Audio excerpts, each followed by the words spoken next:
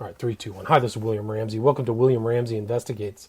On tonight's show, I have a very special guest. They've recently published a book.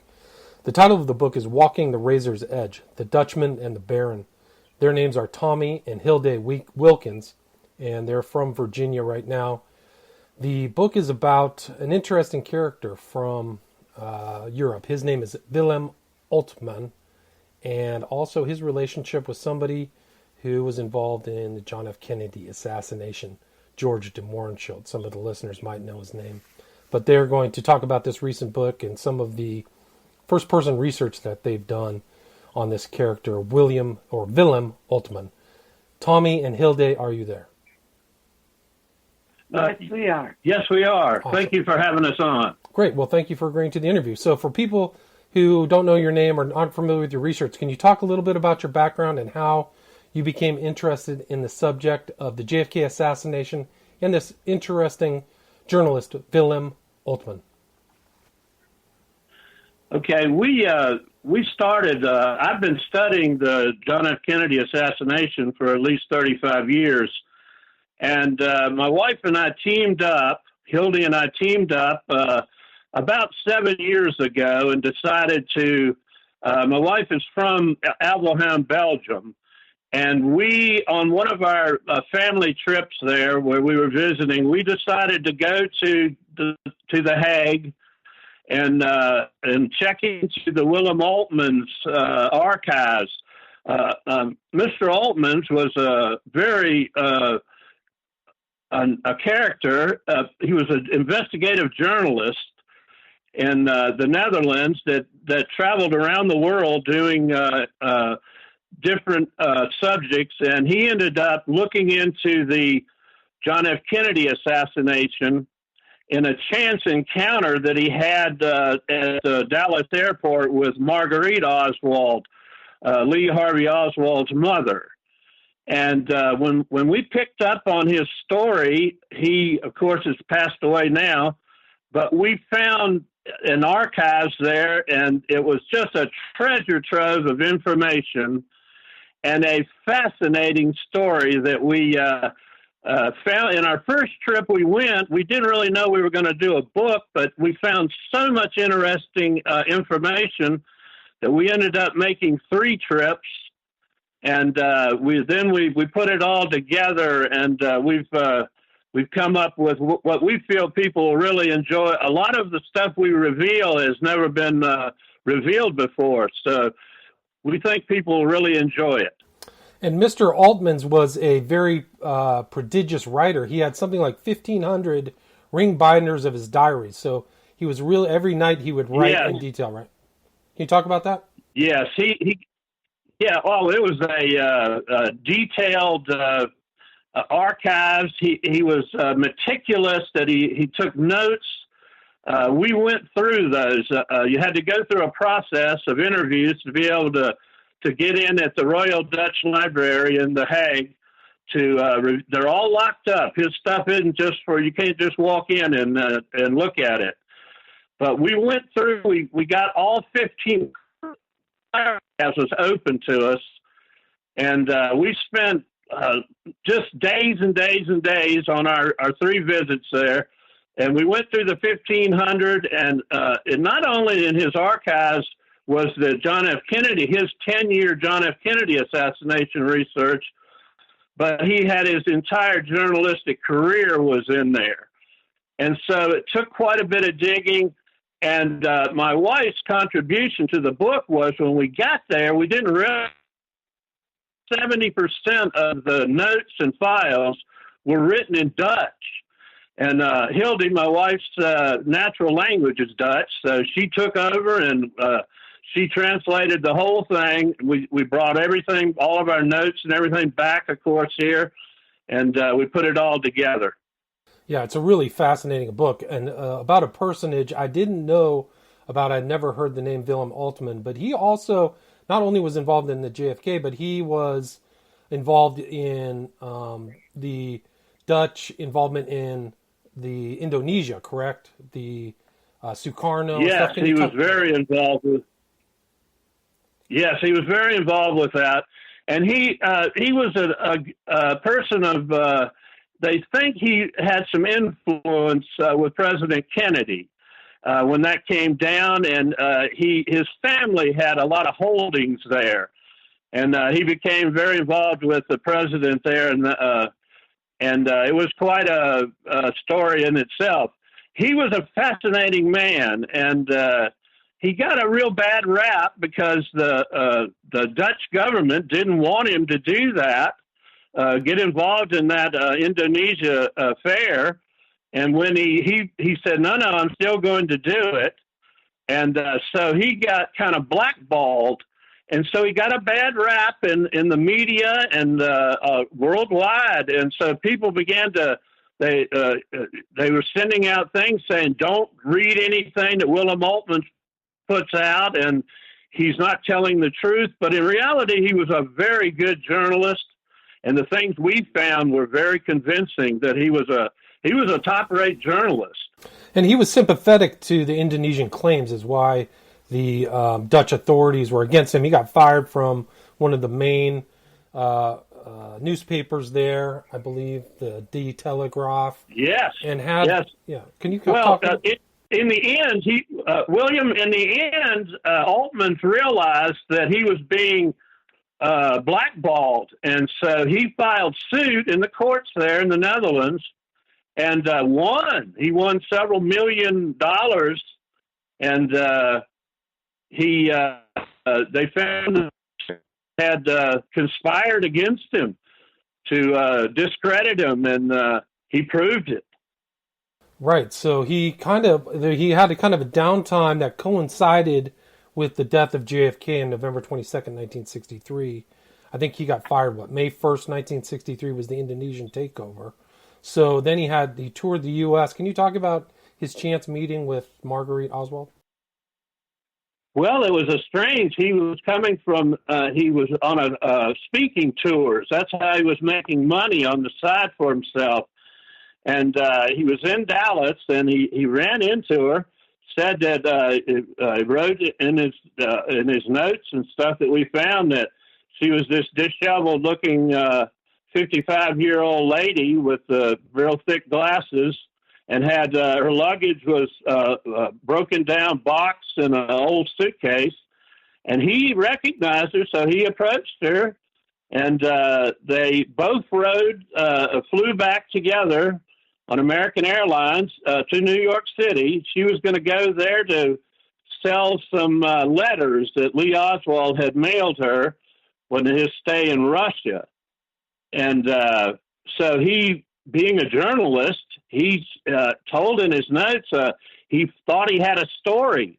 And so he not only flew with her to New York City, but the following day he returned back when she came back to Dallas, and they went to her home, and she gave a whole lot of an interview to him.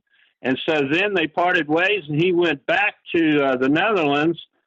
And so he was going to write a story, and that was the beginning of a 10-year investigation that Oltmans had into JFK assassination. Right, and he then came back. He was associated with a clairvoyant as a translator, this gentleman by the name of Gerard Crozet, and that's kind of that. Yeah, also. Crozet. Oh, Crozet. Okay, and then what happened next?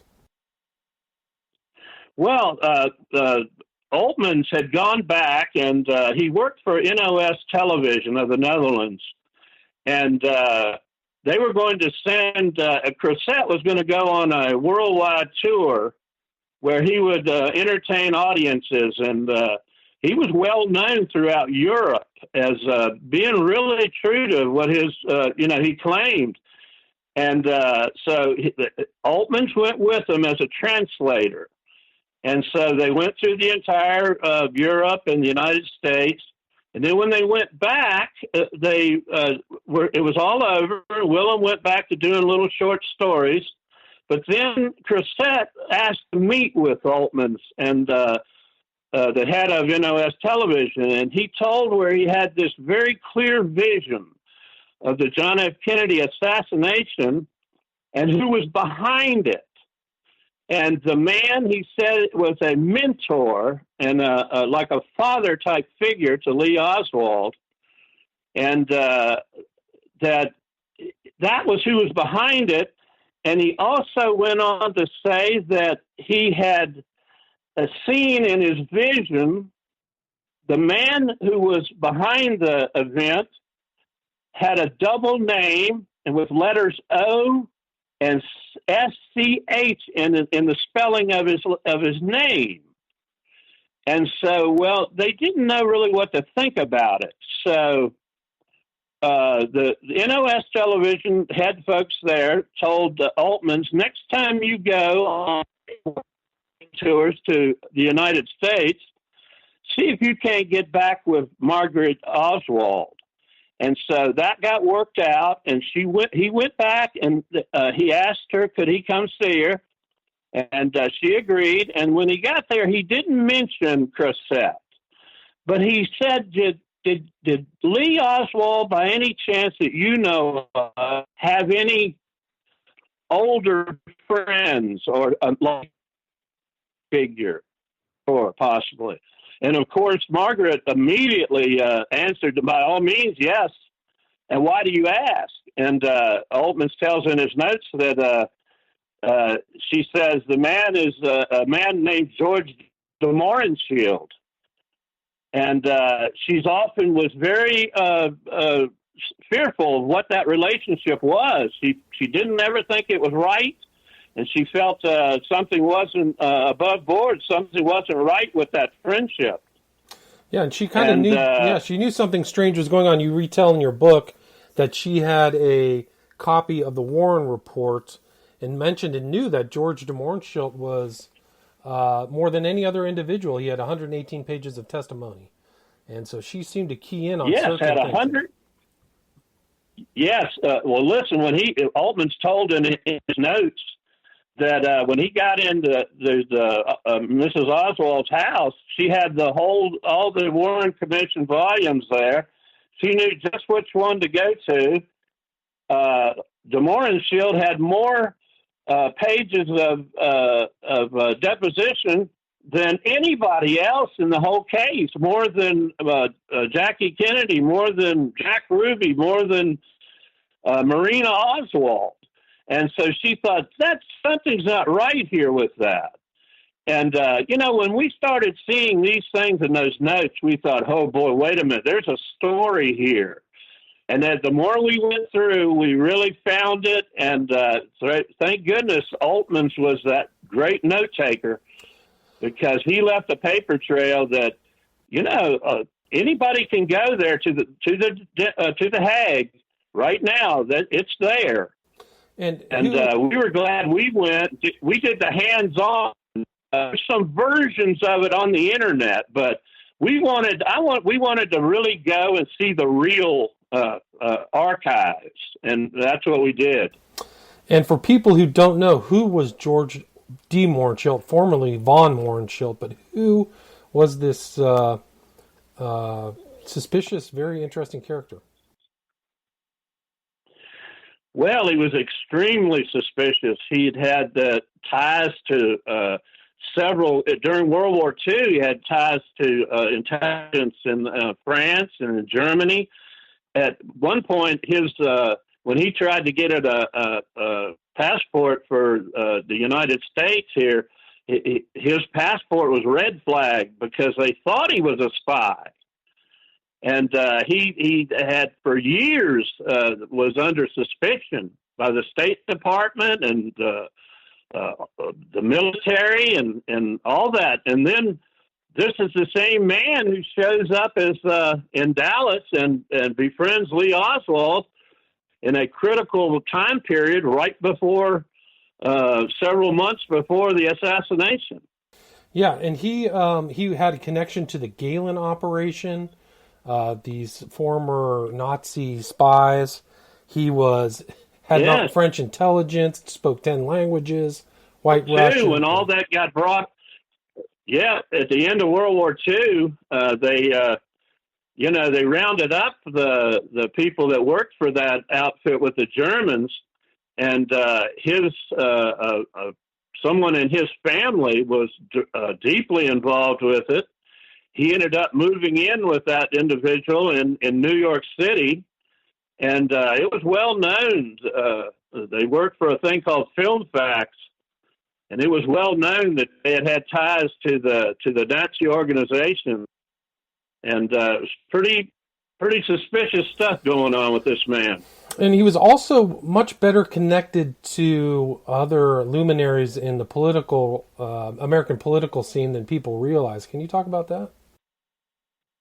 Such as Jackie Booby? Well, he had ties. He had all kinds of ties to different people. He was it was very strange. That threw more of the strangeness to it. Was he had ties to the big oil men. He had Lyndon Johnson at times. We found things that said that at times they had correspondence, and then all of a sudden he's befriended a $1.25 an hour book warehouse employee named Lee Oswald. Yeah, I mean, it's crazy. But you talk about there's a letter to the mother of Jacqueline Kennedy. There's also conversations with George Bush Sr. I mean, there's just all these, people that referred to him as Uncle George. So he seemed to have known the president's social circle. So pretty remarkable. Yes. Well, listen, in the notes, George de Morhenschildt, what it's ended up being was he was well-trained. He was the great deceiver. He just... you could know for a fact that he wouldn't tell the truth. And he was trained. We feel like from what we've read and researched, especially from Oltmans' notes, this man was a trained person. And he just, you never knew what to believe. And he lied when he was at the Warren Commission. Oltmans has right in his notes that he detested George de Morhenschildt, detested the Kennedy family, and not just John Kennedy. And he detested America. We found one note that said, I could care less if the whole country of the United States was blown up by a hydrogen bomb. Right. So he wasn't even an American by birth. So you can see that contempt. And when Oltmans decided to investigate, he tried to reach out to de Mohrenschildt, and like Robert Kennedy and the FBI got involved in New York. Can you talk about that? Yeah. Well, yeah, what happened was when NOS Television is who really started the Kennedy assassination, they were going to do an investigation, and they were going to let Willem Oltmans be their lead investigator and journalist. And so the head guy there at NOS Television said, listen, you need to call the FBI or the State Department. Let them know what you're doing, that we're conducting this investigation. So Oltmans did that, and when Robert Kennedy got word of it, he personally called Willem Oltmans and said, listen, you need to steer clear of George and Jeannie de Morhenschildt. Jeannie was George's wife. I'm sorry, can you repeat that? Take my warning. Sorry to interrupt. I lost you right where you said George and Jeannie. Can you restate that, please? Yeah, George and Jeannie, Robert Kennedy told, right in his notes, Willem Oltmans' notes, he told that Robert Kennedy had told Willem that steer clear of George and Jeannie de Morhenschildt. Do not go interview them because very dangerous people. And why do you want to investigate him? And that was the question. And so when he hung up, he wrote in his notes, he's not going to go by that. He's going through with his investigation. So he took it on, and it ended up being a 10-year friendship between Willem Oltmans and George de Morhenschildt. And it ended up being quite intimate between the two men. And when you say intimate, do you think that they were homosexual lovers? Well, I think they had homosexual rendezvous with one another, from what the notes told, and Jeannie really realized, George's wife realized, and from what Oltmans wrote in his notes, it was real clear without coming out and saying it.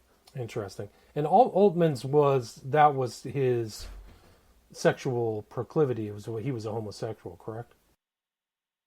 Yes, he was, and actually, it's pretty clear that George had been married, 4 times, and one of his wives had gotten in court and said, "Look, I'm going to sue you for divorce," and he said, "No, I'll challenge it." And she said, "Well, I'm going to reveal that you're a homosexual." And so the minute he heard that was going to be exposed in open court, he dropped he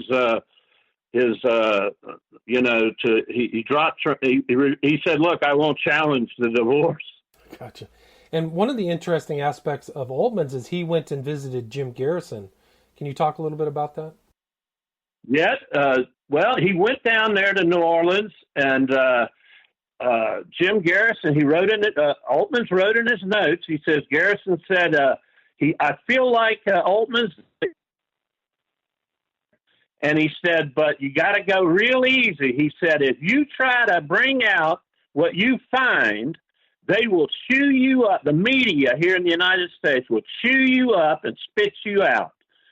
And so, well, Oltmans didn't know. He wrote in his notes he didn't know what to think of that. But in reality, in the end, it's exactly what happened. Right. So he was... And Jim Garrison, he said he's very suspicious of the George de Morhenschildt role that he played. He said he himself wanted to contact him.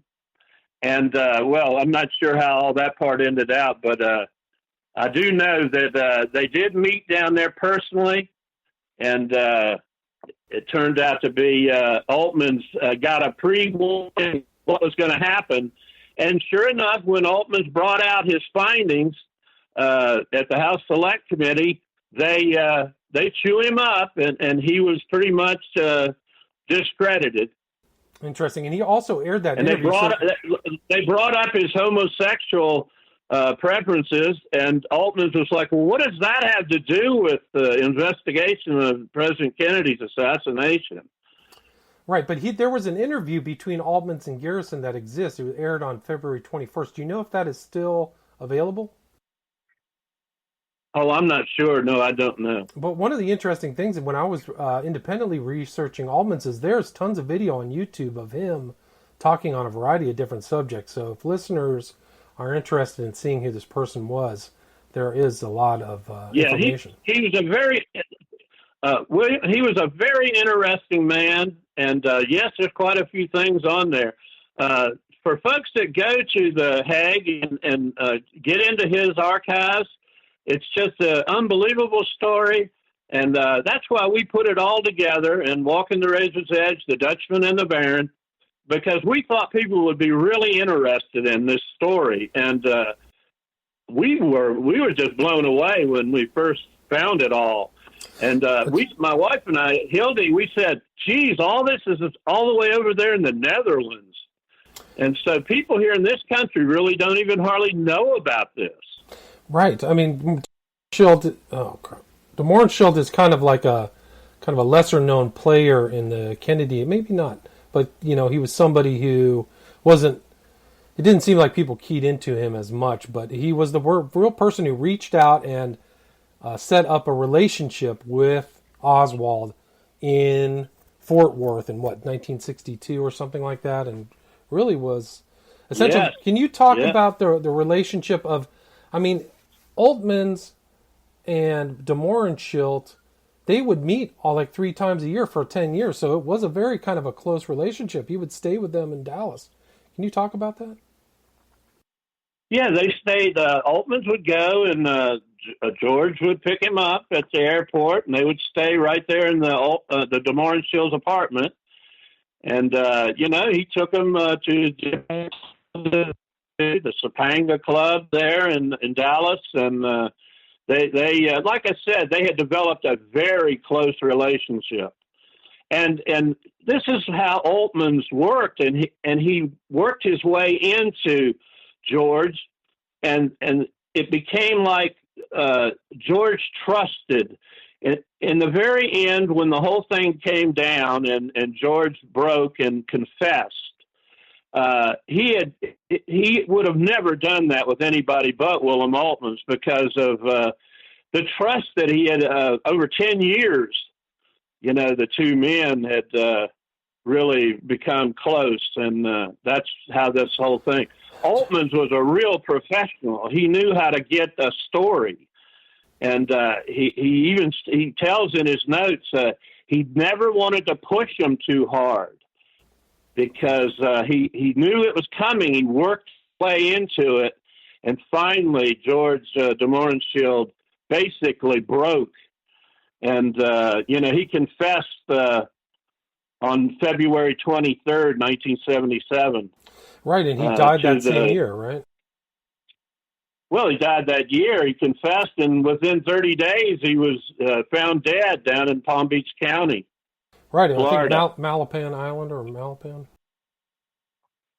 Manalapan, Florida. Okay. It's a little, but it's in Palm Beach County.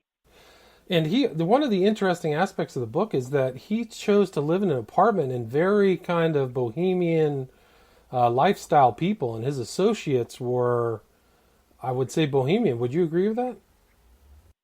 Oh, definitely.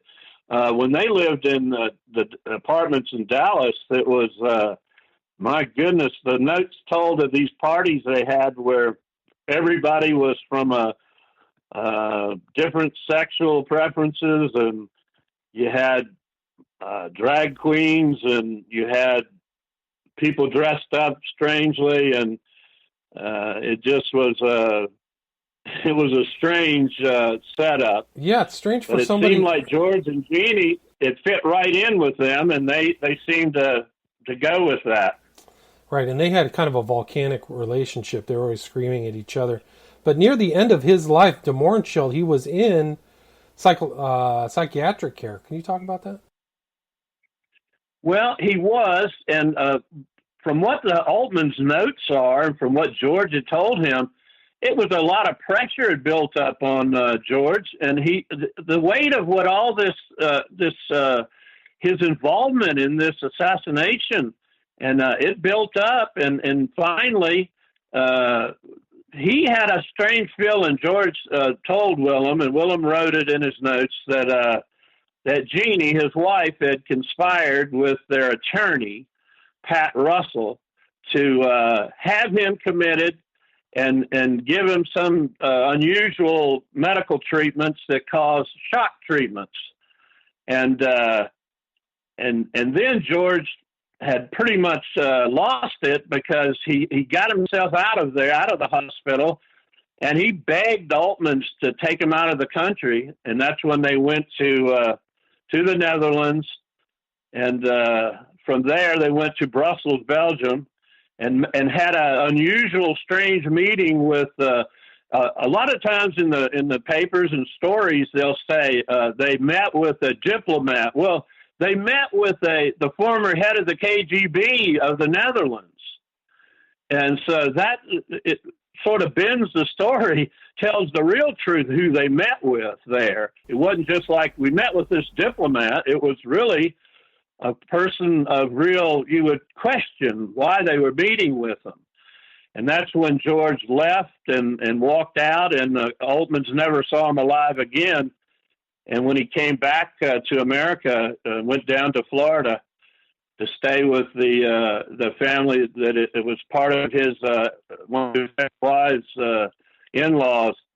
He ended up being found dead, and when we did our investigation into that, that's also a mystery. It looks all like it was a suicide, but there's some very strange things went on that day. Like what? And we tried to go behind the scenes, and we found an individual who worked for the Palm Beach County, and we asked them possibly could they look through some files to see if we could find anything on that particular case.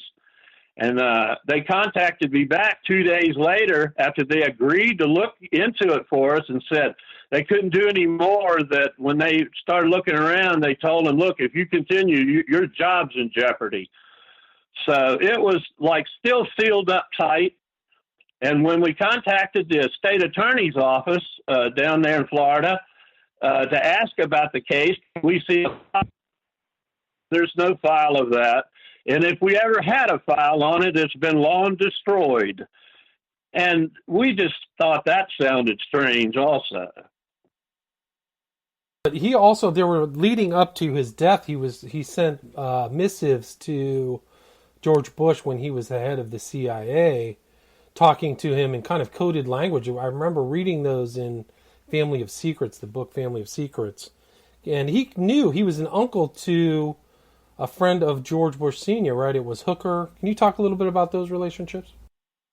Yeah, well, he had written that letter, and everybody, a lot of people thought, well, they just passed it off. But in reality, when you really look at both letters, the one he sent and the one he got back, they addressed one another by first names. And so it's pretty obvious they were fairly chums, you know, and they were had a pretty good relationship, that one would think.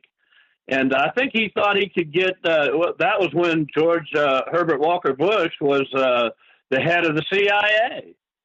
And so even though George de Morhenschildt in Oltmans' notes, he said, he would say, no, I've never been affiliated with the Central Intelligence Agency. But in reality, I think we pretty much have found through all of our investigation that he most definitely was. Right. And when you're in a covert operation, or you work in that type of a position, you're trained to say no. You say no to everything. You don't never say, oh, well, sure I did. You know, I worked for them, or I was affiliated with them. Because then you would be, whatever work you did would be done. Your cover would be blown. So he was a master at going under the radar. And in the end, even to today, his name, if you really look into the case, you can see he's involved. But to the average Joe out here, you go, have you ever heard of George de Morhenschildt? They say, nope, never heard of him. And so he achieved, he slid right under the radar. Well, we're at 35 minutes, so I think that's a perfect way to come to an end. I know you're working on another project. Do you feel like sharing a little bit about your future book? Yes, we're working on a new book that's called Under a Kansas Moon, The Murders That Shocked America. It's the story of Perry Smith and Richard Hickok. They were the two convicted murderers that had murdered the Clutter family. Our book takes off of the In Cold Blood by Truman Capote's book. But what we do is we don't go into the actual murders like Capote did. We pick up the trial, and they spent 5 years on death row. And that we found already quite a bit of information that's very interesting. We think people will like hearing that. And then, of course, their trip to the gallows. They were finally executed and hung. And so we're going to be making a research trip to Lansing, Kansas, in Garden City, in that area where all this took place in the springtime.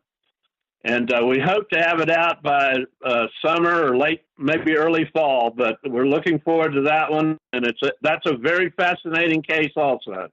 And when do you think you'll have that published? Well, we're hoping to have it by the end of summer coming up. I apologize. Okay. 2020. 2020, gotcha. And before I let you go, is there anything that I think I might have missed, or anything you'd like to add about this book titled "Walking the Razor's Edge: The Dutchman and the Baron"? For people who don't know, de Morhenschildt references the Baron now. Sorry. Yeah, I think we've covered it pretty good, William, and we appreciate you letting us have the time to talk about our book. It's sold on Amazon Books, and we also have an audio version that's sold on Audible and iTunes. All right, cool. And do you have social media? Is there a way for people to get in touch with you or contact you if they have any questions? Well, we do have a Facebook. We have a Facebook page that we have. It's under Tommy-Hilde Wilkens. And Hilde Wilkens. Wilkens is spelled Wilkens. Hilde is Hilde. Yes. So it's Tommy and Hilde. Yeah, And Tommy, Tommy. Gotcha. And the book title, one more time, is Walking the Razor's Edge, The Dutchman and the Baron. I really enjoyed reading that, and really important information is contained in there. So congrats on writing that. Thank you so much for the interview. Yeah, thank you very much. Thank you. Okay, all right, bye-bye.